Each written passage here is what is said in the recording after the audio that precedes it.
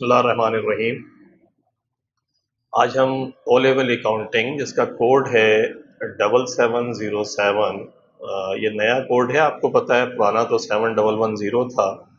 उसका मई जून 2019 का हम क्वेश्चन नंबर 2 करेंगे। एज जैसा कि आपको पता है कि लास्ट टाइम जो वीडियो लेक्चर हमने देखा था उसके अंदर ये था कि हमने वो तमाम एरर्स डिस्कस किए थे कि जिनका इफ़ेक्ट ट्रायल बैलेंस के ऊपर नहीं पड़ता। मतलब ट्रायल बैलेंस जो है वो डेबिट और क्रेडिट उसके इक्वल होंगे और उसका इफ़ेक्ट नहीं था। फिर हमने लास्ट लेक्चर जहाँ पर ख़त्म किया था वहाँ हमने कहा था कि फिर हम सस्पेंस अकाउंट को भी पढ़ेंगे कि अब सस्पेंस अकाउंट वो होता है जिसका इफ़ेक्ट जो है वो ट्रायल बैलेंस के ऊपर होता है कि ट्रायल बैलेंस जो है इन एरर्स की वजह से टाइप एक नहीं होता।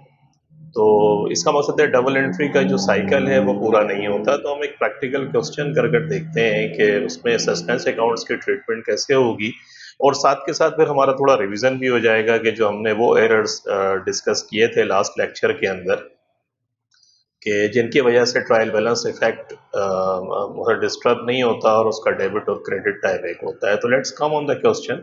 क्वेश्चन नंबर 2 है, कहता है Catherine prepared a trial balance on 30 April 2019। The trial balance didn't agree. उसका ट्रायल बैलेंस जो है वो एग्री नहीं है। She open a suspense account. एक बात याद रखिएगा, आप यहाँ कंसेप्चुअली तौर पर समझ लें कि अगर ट्रायल बैलेंस आपका टाइप एक नहीं होता और आप उस जो भी एरर है उसको आप डिटेक्ट नहीं कर पाते तो आप एक सिंपल सा काम तो फिलहाल ये करें कि सस्पेंस अकाउंट, अगर डेबिट साइड आपकी ज़्यादा है तो क्रेडिट में इतना ही जितना भी डिफरेंस आ रहा है उससे एक सस्पेंस अकाउंट खोल कर वहाँ पर आप लिख दें। तो उससे ये होगा कि आपका ट्रायल बैलेंस एग्री हो जाएगा और ट्रायल बैलेंस एग्री होने के बाद में फिर आप लेटर ऑन उसको देखें कि किस तरीके से आपको करना है, क्या करना है। और सस्पेंस अकाउंट की जो ट्रीटमेंट आप करें वो ट्रीटमेंट के अंदर ये है कि हम उसको भी पढ़ेंगे। अभी हम इस सवाल को देखते हैं कि इसकी ट्रीटमेंट क्या होगी, क्या करते हैं। On inspection of the books she found the following errors, कि ये एरर्स उसको मिले। क्या एरर्स मिले? कहते हैं motor vehicle expenses $500 had been debited to the bank account and credited to the motor vehicle expense account. देखिए, मोटर व्हीकल एक्सपेंस अगर आपका है तो आपको पता है इसकी एंट्री क्या पास होगी। मोटर व्हीकल एक्सपेंस को हम डेबिट कर देंगे और बैंक को क्रेडिट करेंगे। एक्चुअली ये होना चाहिए था, हो क्या गया, had been debited to the bank account के बैंक को हमने डेबिट कर दिया और क्रेडिट कर दिया मोटर व्हीकल एक्सपेंस को, यानी कंप्लीट रिवर्सल। आपको पता है जब हम लास्ट टाइम डिस्कस कर रहे थे तो एरर्स ऑफ कंप्लीट रिवर्सल हमने पढ़ा था। एरर्स ऑफ कंप्लीट रिवर्सल के अंदर हमने ये पढ़ा था कि अगर कभी भी ऐसा हो जाए कि आपको इसको सही करना है तो इस अमाउंट को डबल कर दें। अमाउंट को डबल क्यों करते हैं? अमाउंट को डबल इसलिए करते हैं कि एक एंट्री तो पास होगी। तो देखिए, एक्चुअली एंट्री क्या पास होनी चाहिए थी कि मोटर व्हीकल को डेबिट करना चाहिए था और बैंक को क्रेडिट करना चाहिए था। ये थी सही एंट्री। आपने क्या कर दिया, बैंक को डेबिट कर दिया और मोटर व्हीकल एक्सपेंस को क्रेडिट कर दिया आपने 500। अब आप इसको अगर सही करने जा रहे हैं तो क्या करेंगे, पहले तो इस एंट्री को आप पलटेंगे, रिवर्स करेंगे इसको सही करने के लिए और एक सही एंट्री को रिकॉर्ड करेंगे। तो इसका मकसद है अगर आप इस जगह पर आपको पहुंचना है तो अब मोटर व्हीकल क्रेडिट है 500 से, आपको उसको डेबिट लेकर आना है तो मोटर व्हीकल एक्सपेंस आप क्या करेंगे, 1000 से डेबिट करेंगे और बैंक को क्रेडिट करेंगे 1000 से, क्योंकि बैंक देखें एक्चुअली $500 से जो है वो क्रेडिट होना था, आपने उसको डेबिट कर दिया। तो पहले तो डेबिट के इम्पैक्ट को क्रिएट करने के लिए $500 से क्रेडिट होगा और फिर सही जगह लाने के लिए होगा। तो कंप्लीट रिवर्सल के अंदर आपको पता है जब भी कंप्लीट रिवर्सल का केस होता है तो हम क्या करते हैं कि उस एंट्री को डबल अमाउंट से सही एंट्री पास कर देते हैं। तो ये कंप्लीट रिवर्सल का केस है और हम इसको पढ़कर आए हैं। तो ये आप ऑलरेडी जो मेरा पुराना लेक्चर है, लास्ट लेक्चर कराचीज एकेडमी के यूट्यूब चैनल के ऊपर, उसको आप देख लें। जो लोग नया इसको फर्स्ट टाइम देख रहे हैं तो वो उस लेक्चर को ज़रूर देखें। उसमें हमने एट लेंथ जो है डिस्कस किया था तमाम किस्म के एरर्स को, तो वहाँ आपको मिल जाएगा। तो एक एरर्स ऑफ कंप्लीट रिवर्सल है और इसके अंदर अमाउंट हम डबल करके सही एंट्री पास कर देते हैं। आगे कहते हैं wages $800 had been debited in the rent payable account, कि वेजेस जो है $800 की had been debited in the rent payable account, उसको आपने रेंट पेएबल अकाउंट के अंदर डेबिट कर दिया। तो बैंक था या जो भी था वो तो सही क्रिएट किया, रेंट पेएबल को आपने गलत डेबिट किया है। तो वेजेस को आप क्या करें, सही करने के लिए डेबिट कर दें, और रेंट पेएबल जो गलती से डेबिट कर दिया है उसको आप क्या कर देंगे, क्रेडिट कर देंगे, जो $500 है इससे। तो ये एंट्री पास, इसकी करेक्ट एंट्री ये पास हो जाएगी। अब ये है कौन सा एरर, देखें ये है आपका commission, errors of commission. Errors of commission क्यों है, एरर्स ऑफ कमीशन ये इसलिए है, कमीशन आपको पता है पर्सनल अकाउंट से रिलेट करता है, कि पर्सनल अकाउंट में गड़बड़ कर दी आपने। अब पर्सनल अकाउंट क्या होते हैं, वेजेस आपको जिसको पे करनी थी वो भी कुछ लोग थे, रेंट पेएबल जिनको पे करना था वो भी कुछ लोग थे। तो एक्चुअली आपको इन पर्सनल अकाउंट को जो है वो डेबिट करना था, आपने डेबिट कर दिया दूसरे पर्सनल अकाउंट को। तो पर्सनल अकाउंट, ये भी देखें पर्सनल अकाउंट की ही एक शक्ल है कि वेजेस जो है वो भी कुछ लोगों को पे करना है, और रेंट पेएबल भी आपको कुछ लोगों को पे करना है। तो जिनको पे करना था एक्चुअली उनकी रिकॉर्डिंग नहीं हो सकी, कुछ और लोगों को पे हो गया। तो ये पर्सनल अकाउंट से रिलेट करता है, और पर्सनल अकाउंट के अंदर अगर आप कोई गड़बड़ कर दें कि जिस पर्सनल अकाउंट को डेबिट क्रेडिट करना है आपने उसको नहीं करा, बल्कि किसी और पर्सनल अकाउंट को डेबिट क्रेडिट कर दिया, तो ऐसे तमाम एरर्स को जो है हम एरर्स ऑफ कमीशन कहते हैं। तो ये सेकंड एरर जो है आपका एरर्स ऑफ कमीशन हो जाएगा, और इसकी एंट्री क्या होगी कि रेंट पेएबल को डेबिट कर देंगे और वेजेस को क्रेडिट कर देंगे। आगे कहते हैं return of goods to a supplier Ahmed $595 had been incorrectly recorded in the purchases returns journal as $295, कि परचेजेस रिटर्न जर्नल जो है आपको, आपने माल वापस किया 595 का और 295 से आपने रिकॉर्ड कर दिया। और देखें इसमें कोई एरर्स ऑफ सीक्वेंस नहीं है। एक तो होता है ना कि आप उससे कर रहे होते हैं, जो ट्रांसपोजिशन एरर होता है, ये वो ट्रांसपोजिशन एरर नहीं है, बल्कि ये एरर्स ऑफ ओरिजिनल एंट्री है। एरर्स ऑफ ओरिजिनल एंट्री क्या होता है, एरर्स ऑफ ओरिजिनल एंट्री ये है कि जिसके अंदर आपने डेबिट क्रेडिट तो सही रिकॉर्ड किया लेकिन इनकरेक्ट अमाउंट से करा। देखें इनकरेक्ट अमाउंट है, $595 के बजाय 295 से, यानी 300 से आपने कम रिकॉर्डिंग कर दी, तो इनकरेक्ट अमाउंट है। तो इसका मकसद है परचेजेस रिटर्न को एक्चुअली क्रेडिट होना था 595 से, और आपने उसको क्रेडिट कर दिया 295 से। और अहमद का जो पर्सनल अकाउंट है उसको डेबिट होना था 595 से, आपने उसको डेबिट कर दिया 295 से। आप जब करेक्ट करने के लिए आएंगे तो 295 से तो रिकॉर्डिंग है, 595 का मकसद है 300 से मजीद आप ये एंट्री पास कर देंगे। तो हम यहाँ आते हैं, देखते हैं ये क्या कर रहा है यहाँ पे, ताकि देखते हुए भी चलें। दो एंट्रीज तो मैंने आपको बता दी, लेट्स सी ये क्या करता है, यहाँ पे देख लेते हैं।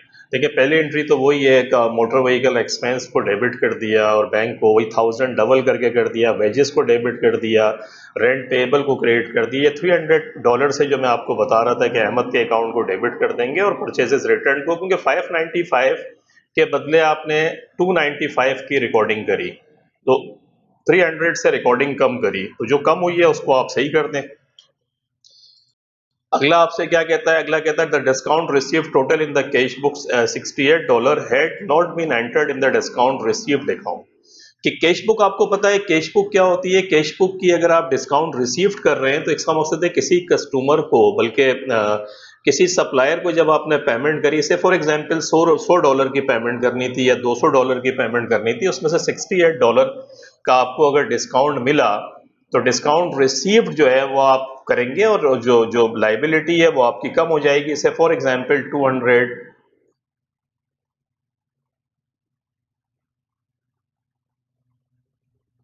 132 यानी $200 की अगर पेमेंट करनी थी और 68 पाउंड का, डॉलर का आपको अगर डिस्काउंट मिला, तो 132 से आपने लाइबिलिटी की पेमेंट करी, तो वो तो फिर आपको लिख जाएगा कैश, जो कैश बुक आपने बनाई होगी कि क्रेडिट साइड के ऊपर जाएंगे तो हवाला दे के, सप्लायर का हवाला दे के कैश के अंदर लिख देंगे $132 को, और 68 जो है डिस्काउंट रिसीव। तो आपने कैश बुक में कैश तो सही, बाकी चीजें सही रिकॉर्ड करी, लेकिन डिस्काउंट रिसीव्ड आपने रिकॉर्ड नहीं करा। तो देखें ये वन साइड, अगर जब अब यहाँ देखें सस्पेंस अकाउंट्स की ट्रीटमेंट है कि यहाँ डबल एंट्री का सर्कल पूरा नहीं हो रहा है, बाकी चीज़ें आपने रिकॉर्ड कर दी, लेकिन आप याद रखें अगर कोई एक तरफ अगर रिकॉर्डिंग हो रही है और किसी दूसरी तरफ रिकॉर्डिंग हुई ही नहीं, जैसे इस वाले केस में है कि आपने डिस्काउंट रिसीव्ड को रिकॉर्ड ही नहीं करा, तो जब भी ऐसा कोई केस आए तो फिर आप समझ लें कि ये सस्पेंस अकाउंट से, क्योंकि डबल एंट्री का साइकिल पूरा नहीं हुआ, और अगर डबल एंट्री का साइकिल पूरा नहीं होगा तो इसका मकसद है कि फिर ये सस्पेंस अकाउंट से, यह आपके समझने की बात है, हम इसको मजीद भी प्रैक्टिस करेंगे। तो इसकी एंट्री तो देखें सिंपल हो जाएगी कि डिस्काउंट रिसीव्ड आपको पता है क्रेडिट होता है, तो इसको क्रेडिट कर दें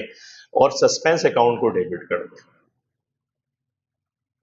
सस्पेंस को इसलिए डेबिट करें कि ये रिकॉर्ड ही नहीं हुआ, जब ये रिकॉर्ड ही नहीं हुआ तो इसका मकसद है फिर सस्पेंस के अंदर गया होगा। ये आपने गलती बाद में पकड़ी, एक्चुअली तो ये आपसे कह रही है कि गलतियां हैं तो सस्पेंस अकाउंट्स की रिकॉर्डिंग तो आपको करेंगे, बाकी तो फिर हम लेजर में देखेंगे। तो वो आपको पता है, यहाँ आपने सीखा कि अगर डेबिट और क्रेडिट आपके नहीं है और किसी एक ही तरफ रिकॉर्डिंग हो रही है, या कास्टिंग के अंदर मतलब टोटल करने में आपने कोई मिस्टेक कर दी है और इस किस्म की कोई मिस्टेक है जिसमें डबल एंट्री का साइकिल पूरा नहीं हो रहा है, तो आप समझ लें कि सस्पेंस अकाउंट है। जैसे यहाँ आपने देखा कि ये डिस्काउंट रिसीव्ड, एक चीज रिकॉर्ड नहीं हुई, तो आपने क्या करा, डिस्काउंट रिसीव्ड को क्रेडिट कर दिया और सस्पेंस अकाउंट को डेबिट कर दिया।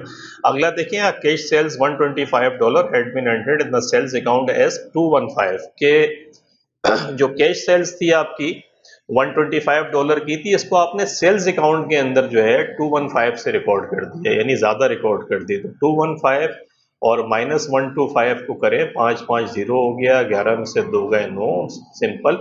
यानी $90 से आपने सेल्स को, कैश अपनी जगह सही रिकॉर्ड हुआ। देखें अब यहाँ फिर वही मसला आ गया कि आपने सेल्स अकाउंट के अंदर मिस्टेक की है, तो कैश तो देखें 125 से हुआ रिकॉर्ड और आपकी सेल्स रिकॉर्ड हो गई 215 यानी $215 से हो गई। तो अगर किसी एक अकाउंट में गड़बड़ हो गई है कि अमाउंट आपने एक जगह जो है वो कम लिख दिया, एक जगह ज्यादा लिख दिया, तो फिर ये अगेन सस्पेंस अकाउंट है।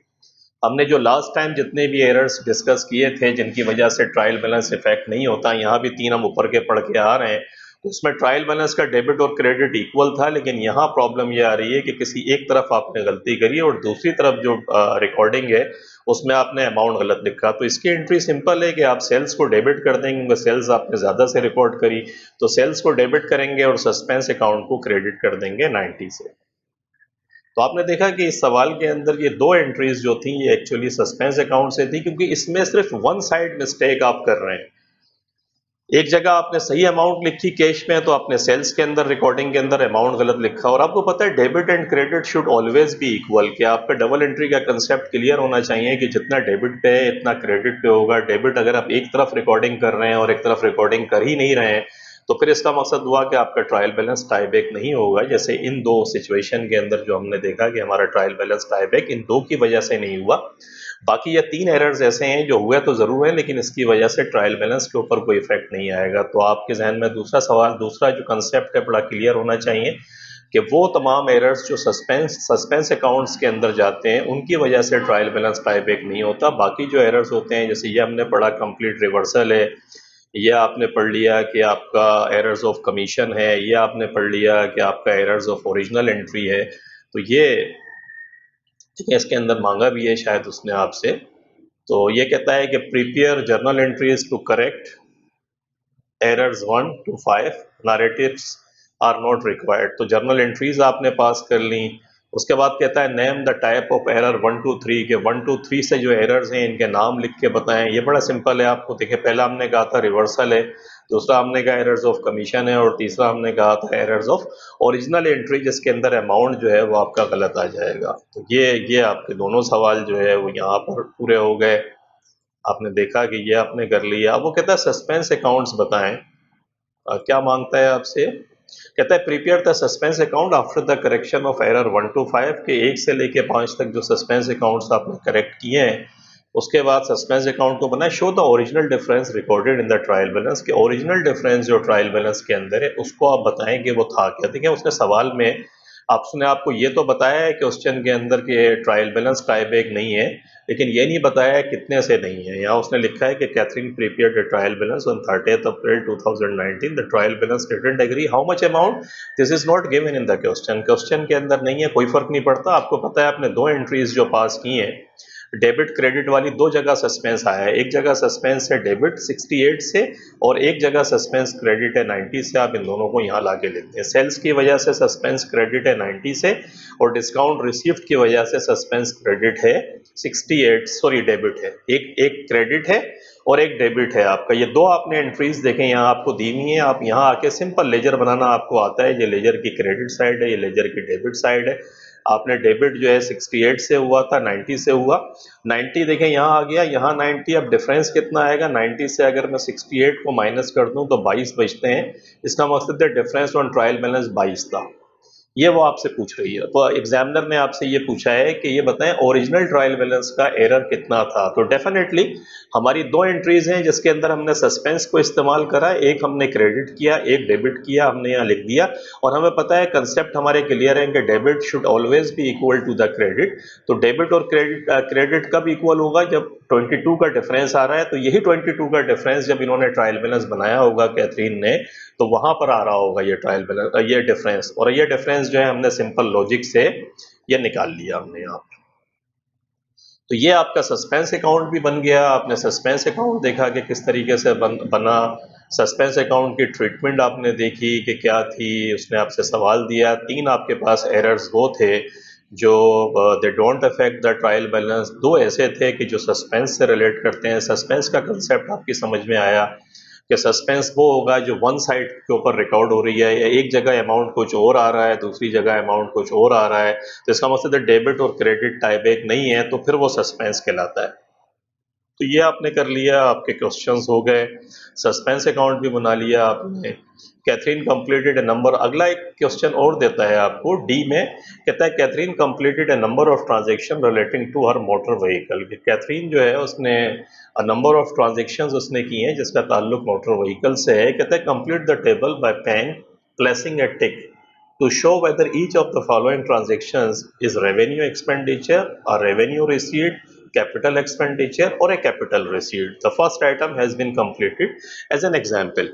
कि पहला वाला एज एन एग्जाम्पल देखिए, चार चीजें इसने आपको दी है। कहता है revenue expenditure, capital expenditure, revenue receipts, capital receipt. आप बड़ा सिंपल, आपका ये कंसेप्ट क्लियर होगा, अगर नहीं है तो भी समझ लें। रेवेन्यू एक्सपेंडिचर्स वो होते हैं हर वो खर्चा जिसका ताल्लुक करंट ईयर से हो, कि उसका इम्पैक्ट सिर्फ करंट ईयर तक है और नेक्स्ट ईयर में उसका कोई बेनिफिट आपको नहीं मिलना है, वो करंट ईयर से रिलेट करता है। तो करंट ईयर से जितनी भी चीजें रिलेट करती हैं उसको रेवेन्यू एक्सपेंडिचर। और अगर कोई ऐसा काम कर रहे हैं कि जो ऐसा पैसा आपके पास आ रहा है जिसका ताल्लुक सिर्फ करंट ईयर के ऑपरेशन से है, तो उसे रेवेन्यू रिसीट्स कहते हैं। कैपिटल एक्सपेंडिचर वो है जिसका बेनिफिट्स एक साल से ज़्यादा अरसे तक आपको मिलेगा, और ऐसी कोई चीज़ बेच रहे हैं तो उससे जो पैसा आएगा उसे कैपिटल रिसीट कहते हैं। तो देखिए prepaid purchase fuel for motor vehicle. अब देखिए फ्यूल अगर आपने खरीदा है, तो फ्यूल अगर आप खरीद रहे हैं तो फ्यूल क्या होगा, आपके पास से पैसा जा रहा है, फ्यूल आप लेकर आएंगे। फ्यूल आपको पता है कि गाड़ी में डालेंगे, गाड़ी चलेगी और चलने के बाद में अपना बेनिफिट आपको दे देगी। इसका बेनिफिट कोई नेक्स्ट ईयर आपको नहीं मिलना है। तो इसका मकसद है ये पैसा जो खर्च हुआ है ये रेवेन्यू एक्सपेंडिचर है। रेवेन्यू एक्सपेंडिचर मींस वो एक्सपेंस जिनका बेनिफिट आपको अभी हाथ के हाथ करंट ईयर में मिल जाएगा, तो उसे हम कहते हैं रेवेन्यू एक्सपेंडिचर। अगर आपने फ्यूल भरवाया तो फ्यूल भर के गाड़ी में आया, गाड़ी चली, उसका बेनिफिट आपको मिल गया और करंट ईयर के अंदर ही उसका बेनिफिट आपको मिल गया, तो इसे रेवेन्यू एक्सपेंडिचर कहते हैं। Paid for delivery of new motor vehicle, क्या आपने एक नई गाड़ी जो है वो खरीदी। अगर आपने नई गाड़ी खरीदी तो नई गाड़ी खरीदने का मकसद है कि गाड़ी जब आपके पास आएगी तो फिर क्या होगा, गाड़ी आपको एक साल तक बेनिफिट्स देगी या एक साल से ज्यादा भी बेनिफिट्स देगी। तो कॉमन सेंस है कि गाड़ी का बेनिफिट्स तो हमें मोर देन 1 ईयर मिलेगा। तो इसका मकसद है ये जो पैसा खर्च हुआ है ये कैपिटल एक्सपेंडिचर है। यानी कैपिटल एक्सपेंडिचर का मकसद हमने पैसा ऐसी जगह खर्च करा जिसका बेनिफिट्स हमें मोर देन 1 ईयर मिलेगा। सॉरी। उसके बाद आ जाए charge customer for hire of motor vehicle, कि आपका काम शायद ये है कि आप मोटर व्हीकल जो है कस्टमर्स आते हैं आपके पास, आप उनको गाड़ी देते हैं, गाड़ी वो इस्तेमाल करते हैं और आप उनको चार्ज कर देते हैं। तो ये जो आपने गाड़ी, आपका ऑपरेशन ही यही है और डेफिनेटली ये आपका रेवेन्यू है। तो रेवेन्यू रिसीट, और ये इसका बेनिफिट्स जो है वो डेफिनेटली ये पैसा आप लेंगे रनिंग तनख्वाहों के अंदर चला जाएगा आपका, आपके गाड़ी के फ्यूल वगैरह भरवाने हैं। तो ये करंट ईयर के ऑपरेशन से रिलेट करता है, इसलिए इसे रेवेन्यू रिसीट के अंदर डालेंगे और ये रेवेन्यू रिसीट हो जाएगी। आपकी पैसा आया लेकिन कैपिटल रिसीट नहीं है, रेवेन्यू रिसीट है, क्योंकि ऑपरेशन से ताल्लुक है आपका। आप गाड़ियाँ आपके पास हैं, गाड़ियाँ कस्टमर इस्तेमाल करते हैं और उनको आप, जैसे उबर और करीम वगैरह चलते हैं, कि उबर और करीम की ऑपरेशन यही है ना कि गाड़ी कस्टमर्स के पास गई, वहां से वो पैसा उनको मिला, वो पैसा मिला तो रेवेन्यू रिसीट के अंदर वो लोग डालेंगे। कुछ जिनकी गाड़ियां हैं उनको दे देंगे, लेकिन वो रेवेन्यू रिसीट है जो फिर बढ़ जाएगी अपने अपने हिसाब से, तो ये रेवेन्यू रिसीट। उसके बाद आ जाए bank proceeds from sale of an old motor vehicle for scrap, के बैंक की प्रोसीड्स, पैसा आपके पास आया है for sale of an old motor vehicle for scrap, कोई पुरानी गाड़ी थी जिसको आपने स्क्रैप में बेचा। गाड़ी आपको पता है कैपिटल एक्सपेंडिचर है, कैपिटल एक्सपेंडिचर को बेचने से जो पैसा आएगा उसे हम कैपिटल रिसीट कहेंगे कि ये हमारी कैपिटल रिसीट है। यानी हर वो चीज जिसका करंट ईयर में बेनिफिट्स है तो वो रेवेन्यू एक्सपेंडिचर रेवेन्यू रिसीट में चला जाएगा, और मोर देन 1 ईयर जिसका इम्पैक्ट था, अगर उसे बेचा वहां से पैसा आ रहा है तो वो कैपिटल रिसीट या कैपिटल एक्सपेंडिचर हम देख लेंगे। Paid insurance for motor vehicle, insurance भी आपको पता है हर साल आपको पे करना पड़ता है, ऐसा नहीं है कि एक दफा पे करके लाइफ टाइम पे करना पड़े, हर साल रिन्यू होता है। जब हर साल रिन्यू होता है तो फिर क्या होगा, रेवेन्यू एक्सपेंडिचर के अंदर चला जाएगा, आपने पेमेंट करी है, ये पेमेंट वाला कॉलम है, ये पैसा रिसीव हो तो यहाँ आएगा, यहाँ पर अगर आपके पास कोई एसेट्स आ रहा है तो यहाँ आएगा, एसेट्स के बेचने से कुछ चीजें आ रही हैं तो कैपिटल रिसीट में आएंगी। तो ये फिर आपने देखा कि इस तरीके से आपने इसको कर लिया। हम यहाँ भी चेक कर लेते हैं कि व्हाट दे आर डूइंग। तो परचेज ऑफ फ्यूल ये तो उसने खुद आपको दिया था। Paid for delivery of new motor vehicle मैंने आपसे कहा था रेवेन्यू कैपिटल एक्सपेंडिचर हो गया। Charge customer for hire of motor vehicle तो पैसा आपके पास आया, रेवेन्यू रिसीट करंट ईयर का ऑपरेशन है आपका। Sold auto vehicle for scrap बेचा तो फिर कैपिटल रिसीट आपकी हो गई। और इंश्योरेंस जैसा कि मैंने बताया 1 साल का है तो फिर यहाँ आ गया आपके पास। तो ये भी आपने कर लिया, और करने के बाद आपने देखा कि आपका ये जो सवाल था इसको आज हमने अटेम्प्ट किया। और अब हम ये करेंगे कि ये क्वेश्चन हमारा आज कंप्लीट हो गया। अगर इसमें कोई प्रॉब्लम्स आपको हो रही हो तो मुझे बताइएगा। हम ये करेंगे कि इससे इससे रिलेटेड इसी कंसेप्ट को सस्पेंस अकाउंट या वो एरर्स जिनकी वजह से ट्रायल बैलेंस अफेक्टेड नहीं होता, इसके हम कुछ और 1-2-3 क्वेश्चंस करेंगे ताकि आपकी एग्ज़ाम की प्रैक्टिस के लिए अच्छा खासा मटेरियल आपके पास आ जाए, और जब एग्ज़ाम्स में आप करें तो कंफर्टेबली आप इस क्वेश्चंस को अटेम्प्ट करें। तो इंशाल्लाह मिलते हैं फिर इसी इसी सिलसिले की लेक्चर्स हम करके देखेंगे। और अपना बहुत ख्याल रखिएगा। और कराचीज एकेडमी के यूट्यूब चैनल के ऊपर जो और भी वीडियोस हैं उनको सब्सक्राइब करना, कराचीज एकेडमी के यूट्यूब चैनल को ना भूलें। उसमें मैंने लास्ट एक लेक्चर मोटिवेशन के ऊपर भी रिकॉर्ड करवाया है। तो उसका उसका जो टॉपिक था वो ये था कि लर्निंग, अर्निंग, सर्विंग। आपको टाइम मिले, if you need some motivation, तो उस लेक्चर को भी आप जाके देखिएगा। कराचीज एकेडमी के यूट्यूब चैनल पे जाएंगे तो आपको प्लेलिस्ट में मिल जाएगा।